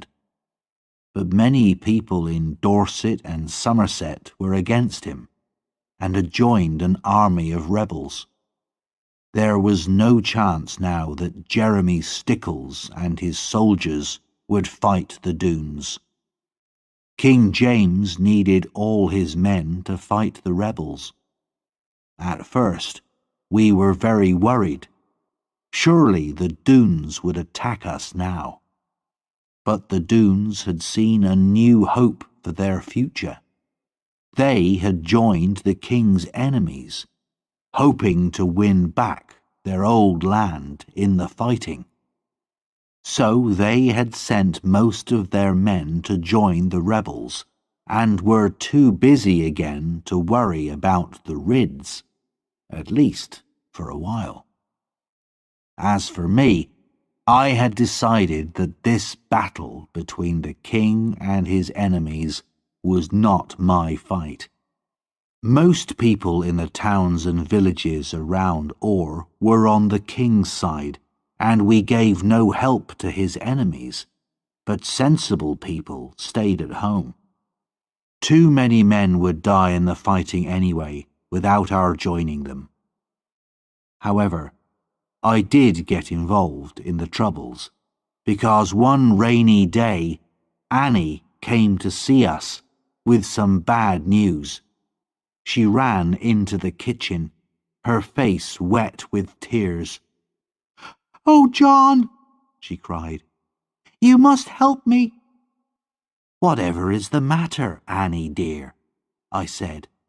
"It's Tom," Annie cried. "He's gone to join the rebels, and you must go after him and bring him back." We had been afraid of this. Tom could not forget the excitement of his old life and had become bored with farming. Mother was very unhappy and did not want me to go, but I had to help my unhappy sister. And although I knew it would be dangerous, I was quite glad of the chance of adventure. Perhaps, who knows, I would learn some news of Lorna on my travels. So I promised to fetch Annie's husband home, and early the next morning I rode away on our fastest horse. I went from town to town, asking for news of the fighting, but it was 4 days before I finally found the two armies at Bridgewater. There had been a great battle the night before, which the rebels had lost, and many of them now lay dead or dying on the battlefield. I shall never forget that terrible sight.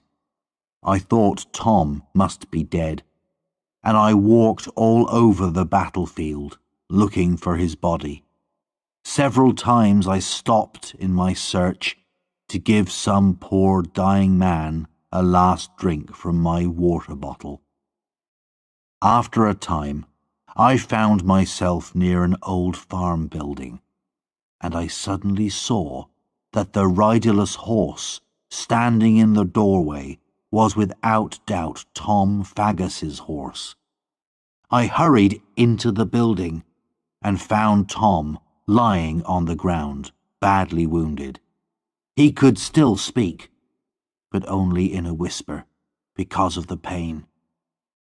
"Put me on my horse, John," he said, "and she'll take me home. No one can catch her. She's the fastest horse alive. It's my best chance of escaping." He was right. The king's soldiers were still riding around the battlefield, looking for rebels to kill. So I tied up Tom's wound as best I could, put him on his horse, and turned the horse's head for home. "Thank you, John. I am safe now," he whispered. He lay along his horse's neck to close the wound in his side. "But look out for yourself, John Ridd." I watched Tom's horse disappear into the distance, and only a minute later I turned and saw soldiers coming towards me. "Stop," they said. "In the name of the king." "I'm not a rebel," I said. "I am on the king's side, and—" But they would not listen to me. "You are an enemy of the king," they said, "and the punishment is death." I tried to argue with them, and as they laid their hands on me, I knocked one soldier to the ground. This made them even angrier, and the captain ordered his men to tie me to a tree and shoot me at once.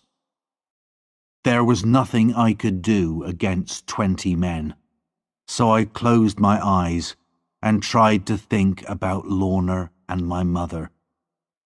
The captain gave the order to fire, but at the same moment I heard a horse coming towards us and another voice shouting, "Stop!" It was Jeremy Stickles. He rode his horse between me and the guns and started to argue with the captain. His voice was the sweetest sound I had heard for a long time. The argument was soon over. I heard Jeremy mention Judge Jeffreys once or twice, and before long he had persuaded the captain not to shoot me. "This man, John Ridd, is my prisoner," said Jeremy, "and I shall take him to London for trial there." As we rode away together, I thanked Jeremy with all my heart for saving my life. "You're not safe yet, John," he said. "I know you're not an enemy of the king, but many people will not believe you. If you want to stay a free man and keep your farm and land, there's only one thing you can do. You must come to London with me and tell your story to Judge Jeffreys." Chapter 12. Love and Revenge. London, of course, was where Lorna was, but it was 5 weeks before I saw her. Because I was a kind of prisoner, I was not allowed to move freely around the city, and I had to report every day to the judge's rooms. However, I came before Judge Jeffreys at last. He remembered me, believed my story, and gave me papers which said I was a free man and an honest servant of the king. I was now free to go and see Lorna, but to tell the truth, I was a little afraid. It had been a year since she left Exmoor, a year without one word or letter from her. Did she remember the old days in our farmhouse? Did she still love her poor, simple farmer, a man without great riches or a famous family name? It was true that the Ridds had held their own land on Exmoor for hundreds of years, but Lorna came from a family that had Scottish kings in its history. Everybody in London knew Lady Lorna Dougal. They spoke of her great beauty, and told me how rich she was, and that the Queen was very friendly with her. But if Lorna still loved me, then neither riches nor a proud family would keep me away from her. So, with fear and hope in my heart, I went to Earl Brandir's house. It was a very grand place. I was taken upstairs to a little sitting room and told to wait. Then suddenly the door opened and Lorna was standing before me in a simple white dress, with her long black hair falling down her back. She was more beautiful than ever. She came towards me, holding out her hand. Gently, I took her hand in mine, then bent and kissed it. "Is that all?" she whispered. I saw the shine of tears in her eyes, and in another second she was crying in my arms. "Darling Lorna," I cried, holding her close to me, "I love you dearly, but surely you don't care for me now." "Yes, I do, John. Yes, I do. Oh, why have you behaved so unkindly?" "I am behaving," I replied, "as well as I can.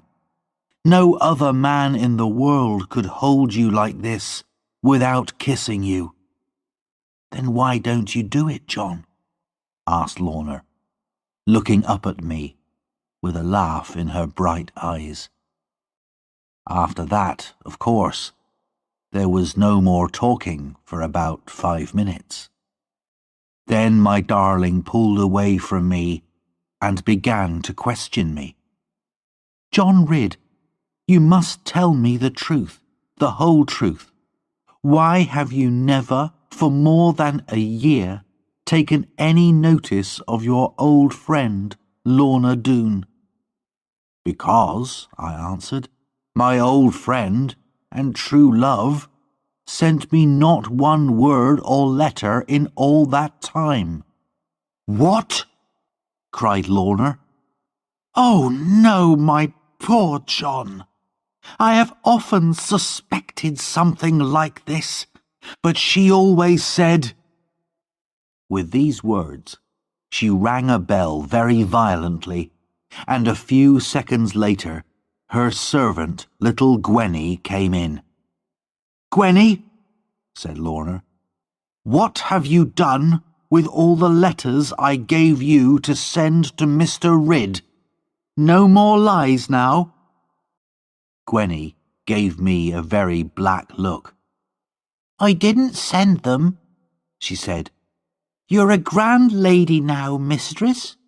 You should marry some grand lord, not a poor farmer from Exmoor. I was only thinking of you." "Gwenny, you may go," said Lorna, her voice full of quiet anger. "I don't want to see you or speak to you for at least 3 days. At this, Gwenny ran out of the room, crying noisily, and Lorna turned to me. "Oh, John, try not to be too angry with her. She loves me very much, and I'm afraid that if you take me, you'll still have to take Gwenny too." "I'll take 50 Gwennies," I said, "if you want me to." After this, we spoke of ourselves. I tried to tell Lorna that when she was free to decide her own future, she must think very carefully. The world would say she was mad if she chose to become a farmer's wife. Of course, at Plover's Barrows Farm, she would have a comfortable home, plenty of good food, and all the love and care I could give her. But it was not the same as being a grand lady who owned half of Scotland and who could marry any lord she wanted. Lorna could not wait for me to finish. "I decided long ago, dear John," she said, very seriously, "that you must be my husband. I think it was the day you climbed up the waterfall with your shoes off and a bag of fish for your mother. So, after all these years of loving, shall little things like money and a family name separate us? They mean nothing. I have not been here a year, John, without learning something. Oh, how I hate it. Only my uncle and Gwenny really care for me. All the rest are only interested in my land and money. Oh, John, you must never leave me. It would break my heart." Of course, I gave in at once and said, "Darling, you must do exactly what you please." For that, she gave me the sweetest of kisses, and as I left, I went grandly down the great stairs of Earl Brandier's house, thinking of nothing else except that. For the rest of my time in London, I went to see Lorna every day, forgetting all about my poor mother and the work that needed doing on the farm. Then one day I received a letter from Lizzie, and I realized that I must get home as quickly as possible. My darling Lorna cried and held me close, but she understood why I had to go. Lizzie's news was this. Jeremy Stickles and his soldiers had finally made their attack on Doon Valley, but it had failed, and Jeremy had been injured. This was the worst possible thing for Exmoor. Now the Doones would make more trouble than ever before, and of course they would attack our farm. When I got home, I learnt that the Doones were robbing everyone around them, and the whole of Exmoor was living in fear of them. Then, a few weeks later, something even more terrible happened.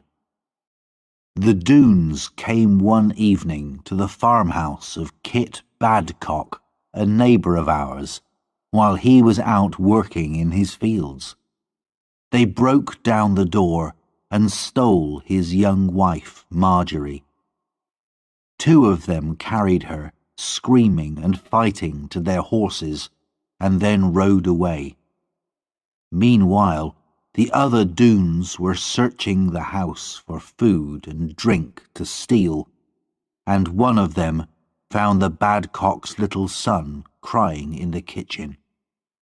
He picked the baby up, threw him into the air, and let him fall onto the hard stone floor. The child's neck was broken, and he died at once. It made me sick just to think of the cruelty of this man, and when people heard this terrible story, they were very angry. They said it was time for the people of Exmoor to take their own revenge. Men from all the farms and villages of Exmoor came to see me. "We cannot expect any more help from the king against the Doones," they told me. "Because Jeremy Stickles' attack failed, the king has refused to send any more soldiers. But we've had enough of the Doones. We want to attack them ourselves, and we want you to lead us, John." I said I was no leader, but they would not listen to this. "Try to lead us," they said, "and we will try to follow." In the end, I agreed to do as they asked. I thought we had a chance against the Doones, if enough of us decided to fight. There were fewer of them now. Some had been killed in the rebel fighting, and some during Jeremy's attack. We arranged to meet again and make a plan. Tom Faggus, now quite well, rode over to join us, and he soon had a very clever idea. "We're not soldiers," he said, "and we'll never defeat the Doones if we try to fight all of them in their valley. So we must lay a trap. You know the caves on Exmoor where gold was once found? Well, we'll tell a story around Exmoor that men have been digging secretly and have found a new cave with rocks full of gold. We'll say that the gold will be taken away on a certain night at a certain time. The Doones will naturally plan to attack and steal this gold, but some of us will make a trap for them in the caves. Meanwhile, the rest of us will attack the valley as soon as we know that some of the robbers have left." The second part of our plan was this. Tom would take some of our men and pretend to attack the Doon Gate, while our main attack would really come from the waterfall end of the valley, the route I had discovered so long ago. The plan went well. The story about the gold was whispered in the right ears, and on the agreed night our spies watched a large group of robbers leave Doon Valley on their way to the caves. Meanwhile, as the moon rose above the hills, I was leading my 20 men to the bottom of the waterfall. John Fry, our old farm worker, was in the mountains which looked down into the valley. When he saw the fighting start at the Doon Gate, he would fire his gun as a signal to us. Soon, the sound of John's gun rang around the mountains, and I and my men climbed up the waterfall and into the valley. Tom's men were making as much noise as possible at the Doon Gate, and all the Doones had run to join the fight there. We went quietly along the valley, keeping to the shadows under the trees, until we came to the Doon town. Then we got to work with our fire sticks, and before long every Doon house was on fire. We took good care, however, to burn no women or children, and we made sure that they were all out of the houses first.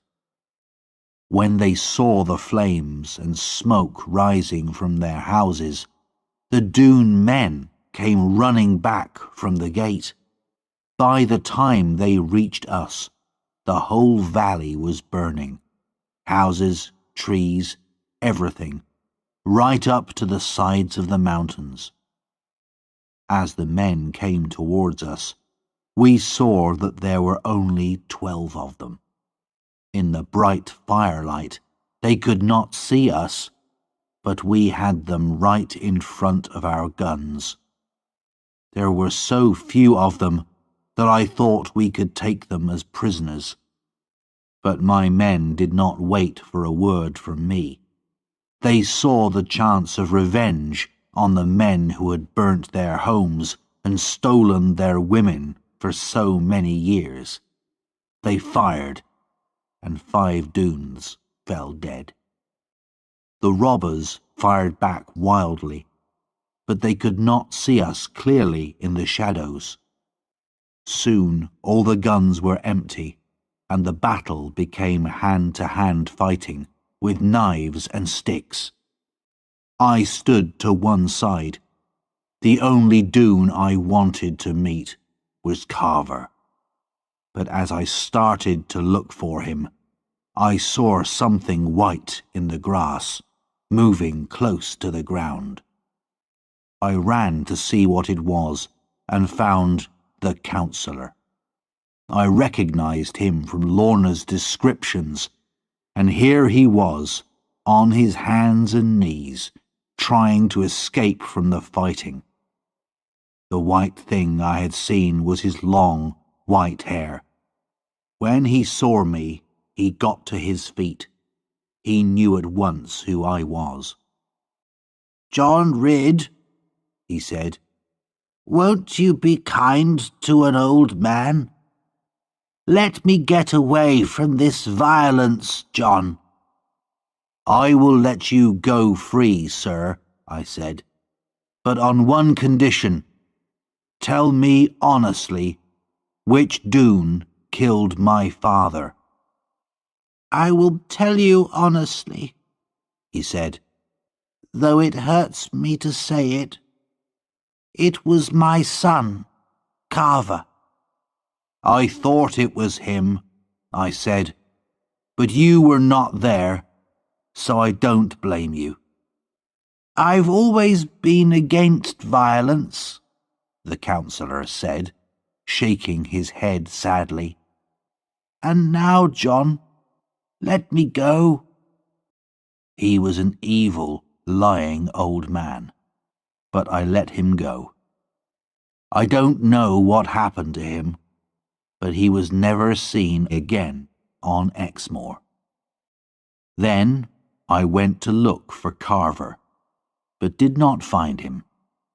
Afterwards, I heard that he had led the Doones who had gone to the gold caves. Our trap was successful, and all the Doones had been killed. All except Carver, who had ridden his horse through the attackers and escaped. The Doones were totally defeated, though. When the sun came up above their valley the next day, all their houses were nothing but blackened wood. We had lost 16 men in the fighting, but out of nearly 40 Doone men, only Carver and the councillor were left alive.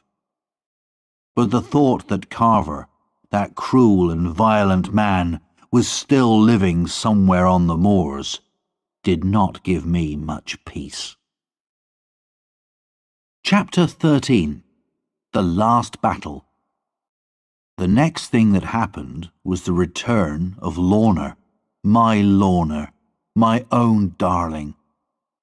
She stepped out of her coach and ran into the house, as happy as a bird to get home again. All the house was full of brightness and sunshine as she ran here and there, laughing and talking. Oh, how she loved this old chair, and she must see the kitchen fire, and where was her old friend the cat?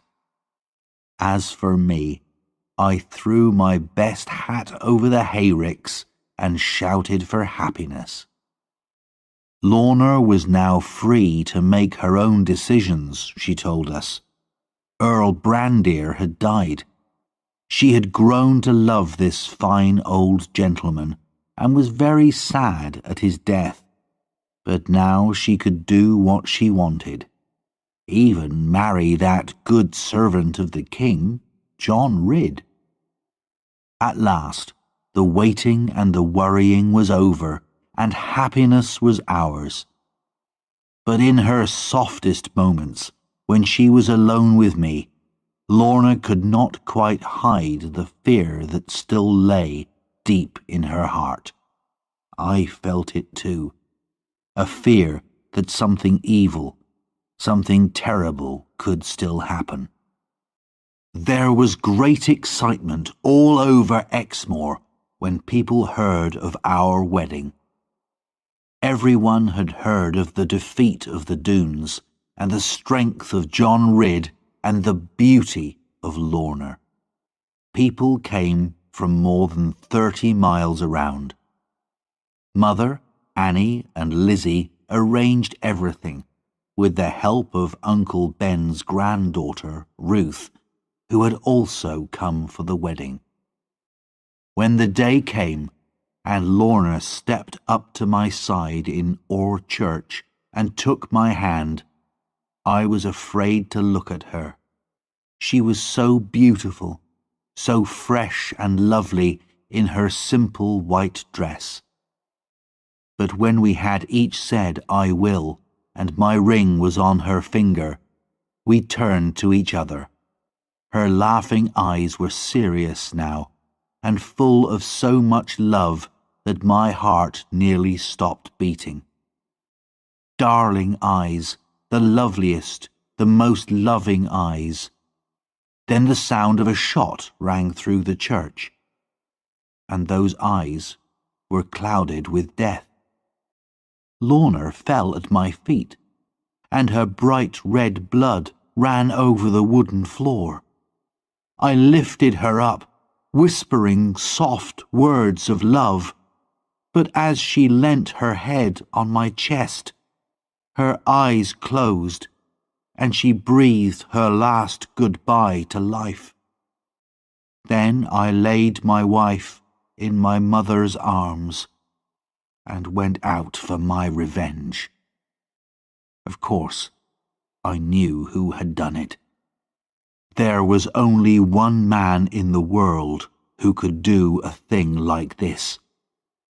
I jumped on my horse and rode away fast. I don't remember who showed me the way. I only know that I took it, and the men fell back before me. Soon the shouts of some men told me that I was getting close, and there, ahead of me, rode a man on a great black horse, and I knew that the man was Carver Doone. His life or mine, I said to myself. Whatever God decides, but the two of us cannot live in this world one more hour together. I had no weapons, and I knew he had a gun, but I also knew, as surely as night follows day, that I would kill this man. He rode up onto the moors, and I followed. His horse was fast, but he did not know this part of Exmoor. He rode straight into a little valley from which I knew there was no escape, because at the end of it there was only a black, bottomless bog. As I rode after him, I reached up to a tree that was growing in the rocks above me, and broke off a great branch. Then Carver turned a corner and saw what he was riding towards.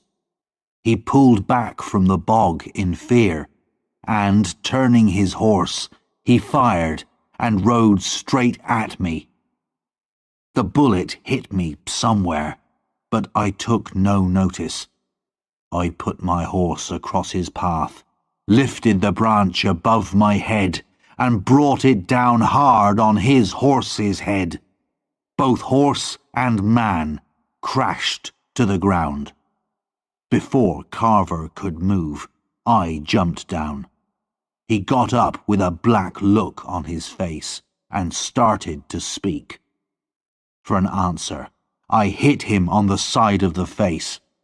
I would not dirty my mouth by speaking to this man now. Then he ran at me and put his hands around my neck. I had never met strength like this, and felt my neck would break, but I took hold of his arm and almost pulled it from his shoulder. Then I took him by the neck, as he had done to me.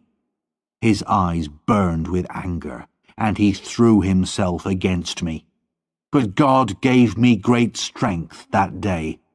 In 2 minutes, he was lying on the ground, half dead.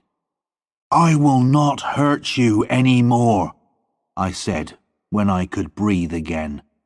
"Carver Doone, you are beaten. Go on your way.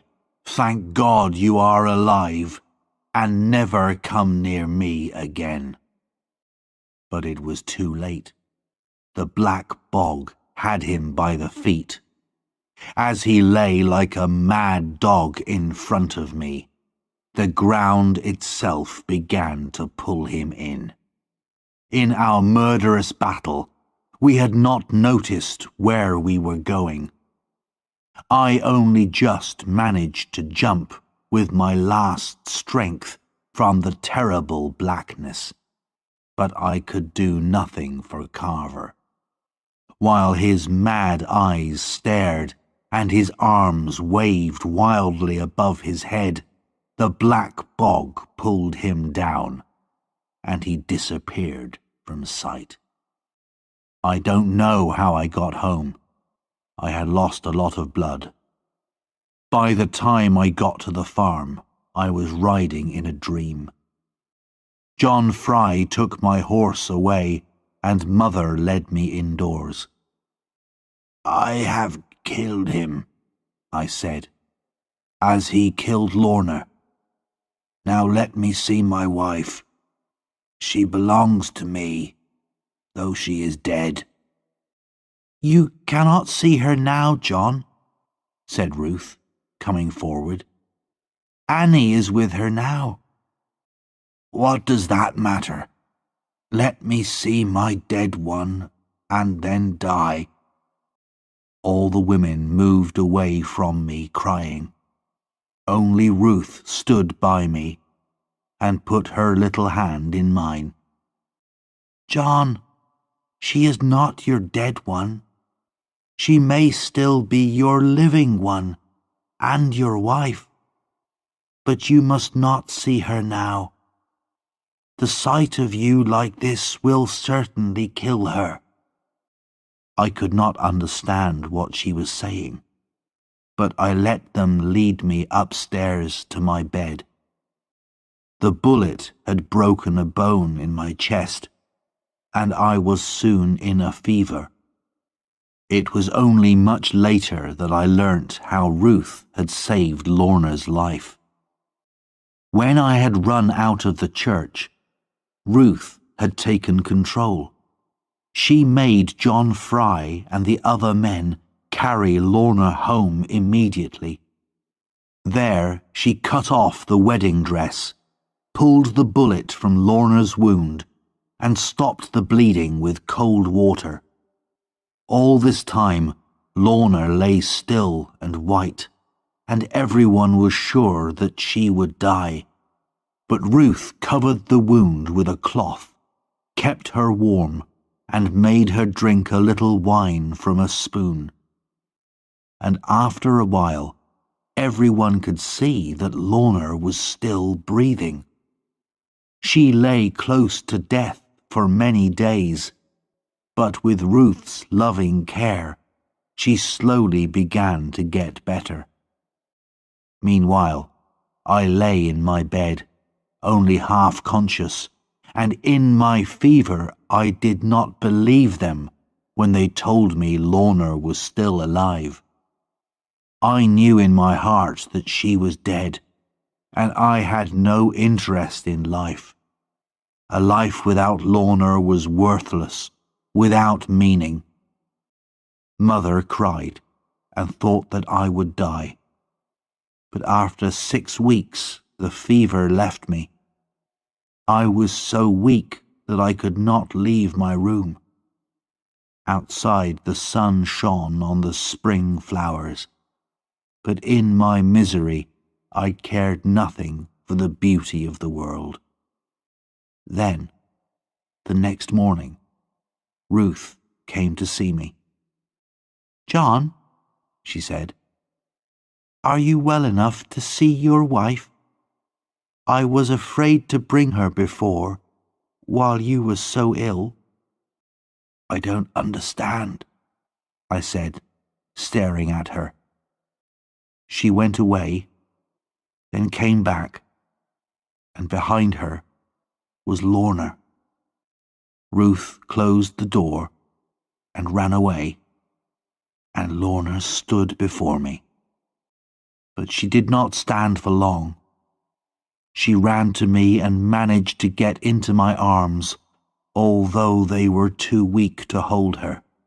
She put her warm young face against mine and would not look at me, preferring kissing to looking.